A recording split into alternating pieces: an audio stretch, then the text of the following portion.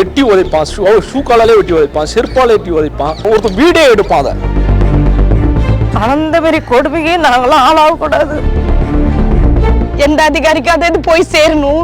நாங்களும் இவ்வளவு அசிங்கப்படுறோம், அவமானப்படுறோம், எங்களால எதுவுமே வாங்க முடியல. என்னைக்கு சாவு வருதோ அன்னைக்குதான் எனக்கு சந்தோஷமான நாள் நினைக்கக்கூடிய மக்கள் முன்னாடியே நடிக்கிறாங்க. எட்டி உதைப்பான், ஷூ காலாலே வெட்டி உதைப்பான், செருப்பால் எட்டி உதைப்பான், ஒருத்தர் வீடே எடுப்பான்.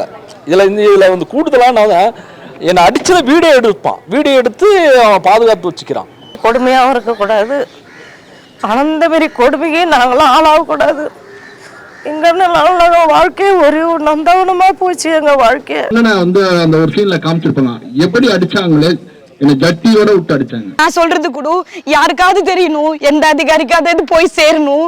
நாங்களும் இவ்வளவு அசிங்கப்படுறோம், அவமானப்படுறோம், எங்களால எதுவுமே வாங்க முடியல. யார் கையிலயோ போயிருது, அவங்க கிட்ட போய் அசிங்கப்பட முடியலன்னு அவங்களுக்கு தெரியணும். ஏதாவது ஒரு அதிகாரி, இப்ப கூட இந்த பேட்டி நான் அதுக்கு தான் போடுறேன், ஏதாவது ஒரு அதிகாரிக்கு எங்க குறை தெரியணும். ஏன்னா யாருக்குமே சொல்ல முடியல. நான் போன இடம்லாம் வாங்கி வச்சுட்டாங்க ஒண்ணு. எங்களால அதுக்கு தாண்டி போறதுக்கு எங்களுக்கு பலம் இல்லை. ஊர்லயும் பார்க்கணும், எல்லாருக்கும் பதில் சொல்லணும், சண்டை வாங்குறவங்க கிட்டையும் நாங்க பேச்சு வாங்கணும். ஒருத்தனும் எங்க பேரை சொல்லி என் கேஸ்ட சொல்லி அசிங்கப்படுத்தும் போதெல்லாம் நாங்க கூனி குறுக்கி நான் தனி ஒருத்தனா வந்து கீழே கடந்து அவங்க வெட்டி உதைச்சது அதெல்லாம் நான் வந்து பட்டிருக்கேன். அந்த வழியை நம்ம நேரடியா நான் அனுபவிச்சேன். நான் எனக்கு ஒரு செல்ஃப் ரெஸ்பெக்ட்ன்றது கிடையாது. அது செல்ஃப் ரெஸ்பெக்ட் இழந்துட்டு தான் உட்காந்துருக்கோம். ஈவன் தோ என் ஃபேமிலி எல்லாருமே நாங்க அப்படிதான் இழந்துட்டு உட்காந்துட்டு இருக்கோம். நான் வந்து டிகிரி முடிச்சவனு நிக்கிறேன் இல்லையா, உனக்காக நானும் டிகிரி முடிச்சவனே இருப்பேன் அப்படின்னு ஒரு பையனை நிறுத்தினாங்க. எனக்கு பொறுப்புகளை போய் நாமினேட் பண்றான், நீ நாமினேஷன் பொறுப்புகளை பண்ணக்கூடாதுன்னு நான் அடிச்சாங்க. கோட்டாவுல பதவிக்கு வந்த நீ நாட்டாம பண்ணுவேன், நாங்க பாத்துட்டு இருக்கணுமா? அடிச்சு கொள்ளுமாப்ல. பதவி வந்தா பழசெல்லாம் மறந்துருமா உங்களுக்கு? தலைவரா வந்து 2.5 வருஷமா நான் போர்டு வைக்க முடியல. எவ்வளோ போராட்டம், எவ்வளோ வீடியோ கிட்ட பேசி எல்லார்கிட்டையும் பேசி நடக்கல. ஆனால் நானாக தனிச்சு வச்சுக்கிறேன். இது வச்சியும் மறுபடியும் பிரச்சனை பண்ண ஆரம்பிச்சாங்க. நல்லம் படத்தில் ஒரு முக்கியமான விஷயத்தை சொல்லியிருக்காரு, சுடுகாடு பிரச்சனை. கிட்டத்தட்ட நான் 3 வருஷமா இந்த பிரச்சனை கையில் எடுத்து கலெக்டர் வரையும் போயிருக்கேன். மாவட்ட ஆட்சியரையும் ரெடி பண்ணி கொடுத்து போராட்டமே பண்ணி என்னுடைய ஊருக்கு சுடுகாடு வந்து கேட்டிருக்கேன். இந்த நாள் வரையும் வரவே இல்லை. எந்த அரசு விழா நடத்தினாலும் எங்களை வந்து கூப்பிட்டது, நிறைய ஃபங்க்ஷன் வைக்கிறாங்க. சாதி வித்தியாசம் பார்த்துக்கிட்டு வந்து எங்களை வந்து எந்த இதுக்குமே கூப்பிட்றதில்ல. சில வவுச்சரில் சீல் செஞ்சு, என்னுடைய தலைவர் சீலை செஞ்சு அவரே ரசீது போட்டு கொடுத்துறாரு. 2வது என் கையெழுத்தையும் அவரே போட்டுறாரு.